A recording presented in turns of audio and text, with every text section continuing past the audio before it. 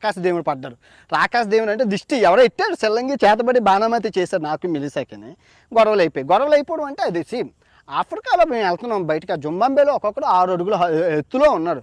6 అడుగుల ఎత్తులో వెళ్ళి మెలిసా అనే ఒకడు ఇక్కడ కొట్టడం అలా కొట్టడం చెయ్యలు రాగడం లాగారు. లాగితే నేను ఎంత ఓకలా ఎగ్గాను, 4 అడుగులు ఉంటుంది. వాళ్ళందరూ అంతా ఇంత ఉండి రాక్షసుల్లాగా ఉన్నారు. ఇదంతా ఫైటింగ్ చేయంటది. నేనేమైనా హీరోనా ఫైటింగ్ చేయడానికి కాలుతోని? నేనేం మనిషిని? నా జబ్బిరిసేస్తారు, చెయ్యి ఇరిపేస్తారు, పోలీసులు కంప్లైంట్ చేద్దాం. మనం వాళ్ళని నువ్వు ఫైటింగ్ చేయాలి మగోడు. అదేంటి సినిమాలు చూసి పాడైపోయారమ్మా. మనం చేయలేము. 8 మంది కొట్టగలమా? 8 మంది అంతంత ఉన్నారు. ఈవెన్ అక్కడ మహేష్ బాబు, పవన్ కళ్యాణ్ ఉన్నా కొట్టలేరు. 8 మంది వాళ్ళందరూ ఇంతంత లావు ఉన్నారు. సినిమాలో కొట్టిగలం, సినిమాలో అని కొట్టిగలం. నిజ జీవితంలో ఇల్లే. సినిమాల్లోని ఇలాగని అంటాం. అది సినిమా. రియాలిటీలోని పప్ప కరిసియం అక్కడ.